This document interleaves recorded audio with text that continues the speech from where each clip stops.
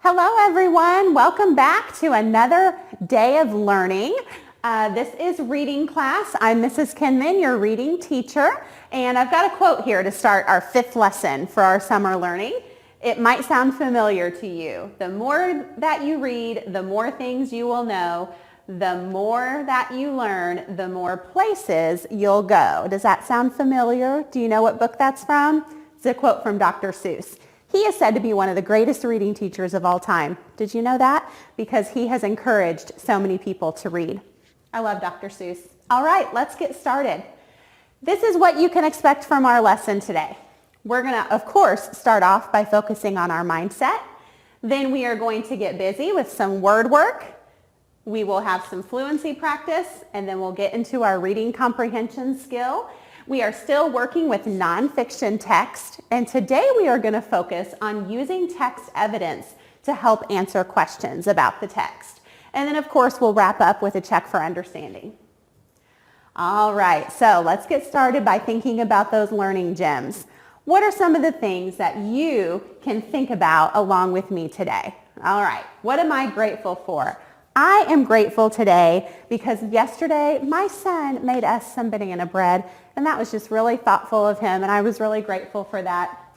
I am excited today because in this lesson we are going to be like detectives, where we're really going to be reading closely and using clues to help us find what we need. And I love whenever I get to pretend like I'm a detective. I think it's fun. What are you motivated to do? I am motivated to read a new book. I wanted to show it to you. I brought it with me today. Now, we are not going to be reading this book. It's not part of our lesson, but I just wanted to share with you because your teacher, maybe this year or maybe last year, maybe they read to you a very popular book called The One and Only Ivan. I've read it to my class every year for years now. Have you ever heard of it? If not, you should definitely check it out. It's by Katherine Applegate. And finally, after all these years, she came out with a sequel. So this has been much anticipated. And of course, The One and Only Ivan is about a big gorilla named Ivan. And you know that his little friend is the little dog named Bob. And this book is called The One and Only Bob. And so I'm really motivated to get started reading this because I've been looking forward to it coming out for so long. The One and Only Ivan, I think, is going to be turned into a movie. So it's definitely worth checking out if you have not yet. And a success that I can celebrate is that I'm not always very good with troubleshooting technology, but I did fix my printer at home this week, and I was pretty proud of that. Definitely a success because I needed to print something. So reflect on your own learning gems, and let's focus our mindset.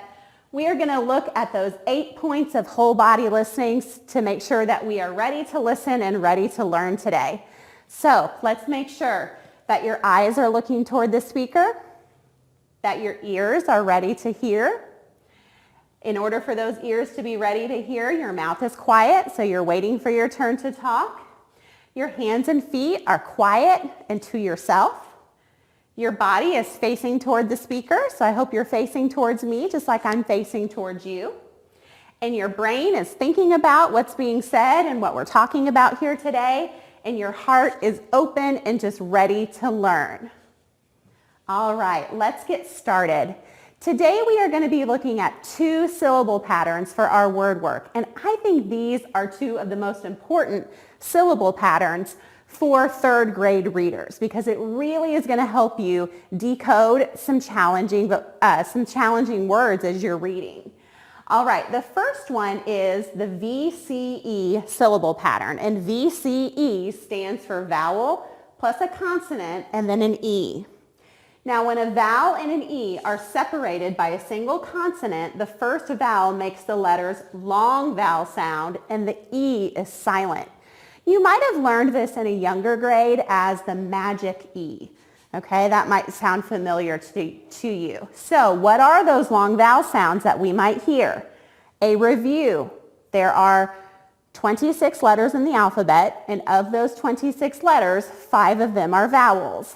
A, E, I, O, and U. So when you see the vowel, consonant plus E pattern, you know that that vowel is going to say its own name, and then the E is silent. So the A will say A, the E will say E, The I will say I, the O will say O, and the U will say U. Now, you might be thinking, Mrs. Kinman, what about Y? You kind of learned that chant in primary grades, right? That vowels are A, E, I, O, U, and sometimes Y. Let's talk about that really quickly. Y is not a vowel. It is a consonant. However, sometimes it has a vowel sound, and that's why we say sometimes Y. Let me show you an example. In the word sky, the Y makes a long I sound. So it is a consonant, but it's making a vowel sound. But when we're thinking in terms of this syllable pattern, we do not include Y. So we're just focusing on the 5 vowels that I'm showing you here. Okay? So let's look at some examples. This word here is kite. We have an initial consonant and then a vowel, consonant, plus an E. That E makes the I say its name, and then that E is silent. So that word is kite. This word is hope. Do you hear the long O in hope? This word is seen. The SC is a blend. We can hear the E, seen, and then the E on the end is silent. All right? So a vowel plus a consonant and a silent E on the end. Are you ready to practice some words? Let's see if you can read these. What is that word? Wake. Do you hear the A? Wake. Good. What word is that? Whale. The WH goes together. It's a blend. It makes one sound. W-ale. Silent E. Whale. Very good. Hare. Like a rabbit. Hare. What's that word? Skate. The SK is a blend. You can hear the long A T at the end because that's a silent E. Skate. Good job. Last one here. This one has the long I sound. Slice. Excellent. All right, the next syllable pattern that we're going to look at is CLE, and that is when you have a consonant plus an LE. This syllable pattern or rule is a final syllable, meaning this is only found at the end of a word, and it contains a consonant plus an LE. Let's look at some examples. Bubble. Now, that word has 2 syllables, bub, bull. So we've got the consonant plus LE. It has an U sound at the end. This word is circle. This word is jungle. Now, you might be a little bit confused right now and think, Mrs. Kinman, the words that you had on the previous screen also ended in E. How do I know if that's a silent E or if it's one of like what I just pronounced here? So let's look at those words again. What is the difference that you notice about the letters at the end of these words? Remember, these words have a vowel, a consonant, and then an E. These words in that last syllable have a consonant and an LE. So you have to look and see, is it an LE or is it just an E, and is there a consonant and vowel just before it? All right? This is another important thing to keep in mind when we're looking at syllables. The first syllable, if that syllable ends in a vowel, it's open. And the vowel sound is a long sound, like those long sounds that we just talked about. The vowel says its name. For example, the word bugle. You hear the U in bugle. If that syllable, like the first syllable here, ends in a consonant, for example, this is ending in an N, then that syllable is closed, and then this vowel is a short sound. Candle. It still has the same U at the end, but that first syllable can be either open or closed, and that's how you know whether to use a long vowel sound or a short vowel sound. Okay? So now I want you to practice some. What word is this? Candle. Good.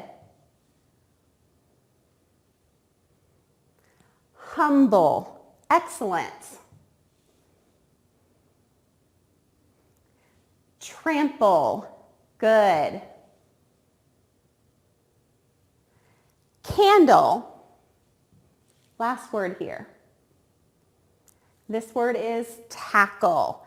Good work. Now, here's our fluency passage for today. As you can notice, I have highlighted some words that fall in with those syllable patterns that we just worked on. Let's look at those first. Here we have a vowel, a consonant, and an E. Now, we're going to look at the S separately. That just means that the word is plural, meaning more than one. So let's just look at the word there.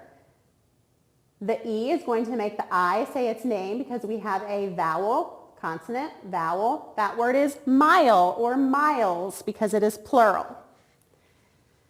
Here I know the A is going to say its name because I have a vowel, consonant, plus E. This word is place. What's this word? Long I, lines. How about this word? It's going to have a long A sound and a silent E. Make. Excellent. Now I see another word with an LE at the end with a consonant in front of it. This word is example. Okay? So kind of focus on those words when we're doing this first read. So this fluency practice is about map tools. That's one of the nonfiction text features that we've been working on. This is our first read, so we're going to go kind of slowly. Remember, you're working on reading smoothly and accurately. Are you ready? Let's begin. Maps help us find places when we travel. They show us how many miles one place is from another place. They show us how land areas look from above. Markings on a map stand for real places in the world. Many maps have a tool called a key. The key tells us what the markings on the map mean. For example, blue lines may show rivers. Reading a map may seem difficult, but a map's tools make it easier to use. How did you do? I hope that you read really fluently. Nice work. All right, so our comprehension skill that we're working on today is using text features and keywords to find evidence in the text. We know from our lessons last week that reading nonfiction text is like accessing your brain's filing cabinet. And you're going to find that file or that topic in your brain, and you're going to think about what you already know, and then you're going to take in the new information and add to it. We know that we're going to focus our thinking voice on main idea and key details to help us really understand that topic that we're learning about. As always, we want to eliminate the distracting voice. We've already gotten in the mindset for learning, and we're just going to stay focused. All right, so remember I said that when we're looking for text evidence, it's like we're detectives looking for clues. Let's listen to this quick video about how you can look for evidence in a text.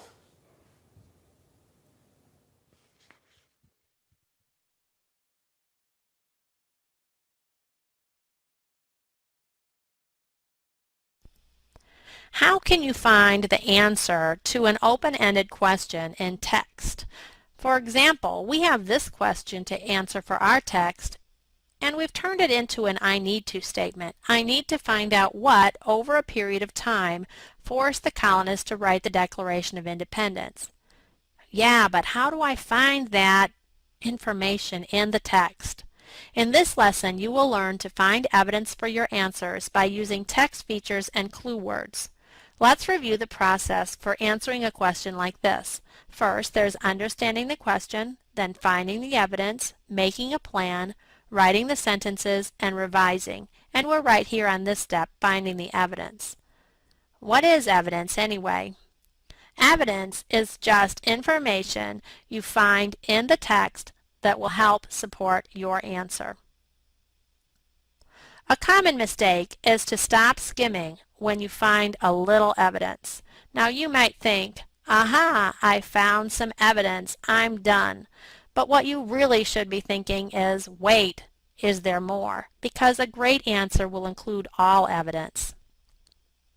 Here are the steps we'll take today. First, look at text features to find a starting point. Second, use clues in the text.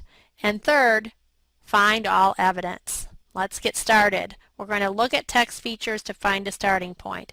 Here are the first 2 pages of our text, and the first thing I want you to notice is that this text has section headers. I've just highlighted one there on page 2 in green. These headers help us know what comes after them, and so they should be really great clues as to where our evidence would be found. Now notice these 3 paragraphs don't have a section header. That's because they're probably an introduction and don't contain that hardcore evidence we're looking for. So let's look over here where it says the Continental Congress and ask ourselves, does that have anything to do with our question? Not really. Not that I know of. Our question is about what forced them to write the Declaration of Independence. So let's move on. The next section is called Writing the Declaration. Haha, okay, this might have something because that's what our question is about. So we're going to now use clues in the text to try to find our evidence. We're going to make that bigger, and we're going to read this first part. After this, the colonies were sure that the only way forward was to gain their independence from Britain. That's exactly it. That's what we're looking for. We wanted to know what forced them to move forward and gain their independence. However, there are 2 little words here after this that tell me that the information we're looking for actually came before this paragraph. So doggone it, we got to look back. All right, we go back and we're going to look and try to find all the evidence in this section. And we go back to the Continental Congress and we start to skim or move our eyes across the words to find something. So I move quickly along and there's nothing in the beginning, but down here I see it says, for years the colonies had been displeased with the way the British had forced them to follow laws they didn't approve. That sounds like something that would force them to write the Declaration. Let's make that bigger. Okay, this is that part that we just read, and I think that's important. Let's keep skimming. I see down here taxation without representation, and it says that was an important issue to the colonies. Okay, looks like more evidence, and down here it explains what that means, that the British taxed many goods, but that the colonies couldn't do anything about it. I think that would force them to write the Declaration. Great. We've got some good evidence, but we cannot stop. We have to continue to find all evidence. So let's look at the next paragraph, which is on the top of the next page. Here it is, and we're going to make that bigger and read a little. In 1775, the Continental Congress sent a petition to the British King. Well, that doesn't sound like it would force him to write the Declaration, but let's read on. It tells a little bit about it. But down here at the bottom it says the king ignored the petition. Oh wow, I bet that made them really mad. I think that's enough to make them finally be forced to write the Declaration of Independence. So yeah, I think we found what happened over time and what finally forced them to write the Declaration of Independence. Let's review how we did that. First, look at text features to find a starting point. Second, use clues in the text. And third, find all evidence. In this lesson, you have learned to find evidence for your answers by using text features and clue words.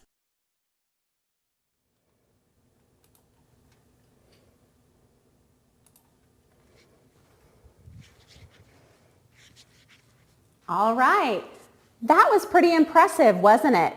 We saw how they used text evidence. They used things that we've been talking about, like nonfiction text features and key words to help them find that evidence. So now let's practice together. We have an article here, a nonfiction article called Helpful Honeybees. And we're going to see if we can find the proof or the evidence that we need to answer some questions. The first thing that we're going to do is look and see. I don't see a lot of nonfiction text features other than a title. Okay, so we're just going to read the article together and then we are going to look at some comprehension questions. Are you ready? Let's read. Bees are insects that live all over the world with the exception of Antarctica. There are more than 20,000 different types. People started keeping bees for their honey at least 4,000 years ago. The honeybee is the only insect that produces food that is eaten by people. Today, beekeepers raise honeybees for their delicious honey and also for the beeswax that they make. Beeswax can be used to make candles. Bees get all of their food from flowers. The flowers hold a sweet liquid called nectar. They also contain pollen. Pollen is small like pieces of dust. A honeybee visits around 100 flowers during one collection trip. While bees are buzzing around from flower to flower, gathering pollen to take back to their hive, they spill some of it along the way. That is actually a very good thing. When the bees drop the pollen from one flower onto another, it allows the flower to make seeds. Those seeds can then grow to make new flowers. That means bees are very important to keep our environment in balance. All right, let's look at some questions and see if we can find evidence in the text to help support our answer. So the first question is, who raises honeybees for their honey and beeswax? I remember reading that. Do you? It says up here that beekeepers raise honeybees for their delicious honey and also for the beeswax. Is that the evidence that we need? Yes, it is. So I could answer this question by saying beekeepers raise honeybees for their honey and beeswax. See, we don't have to rely on our memory after we read something one time. We can always look back to the text to find the evidence. Let's try another question. What is the sweet liquid in a flower called? Right here in this sentence, the flowers hold a sweet liquid called nectar. It's right there in the text. I just had to be a detective and go back and find it. So I would answer this question. The sweet liquid in a flower is called nectar. Let's try another one. When did people first start keeping bees for their honey? Which paragraph was that in? That was in the first paragraph. Let's see. People started keeping bees for their honey at least 4,000 years ago. There's our evidence. It's right there in the text to help us. People first started keeping bees for their honey at least 4,000 years ago. All right, one more question. Why are bees important to our environment? This question is a little bit more challenging. And what I mean by that is it's not something where I can just put my finger on it and say the answer is right there. That doesn't mean that there's no text evidence. That just means I have to think a little more to make sure I get all the evidence, just like our instructional video told us. In this part of the second paragraph, it talks about the bees buzzing around from flower to flower, gathering pollen, and they spill it along the way, and that it's a good thing.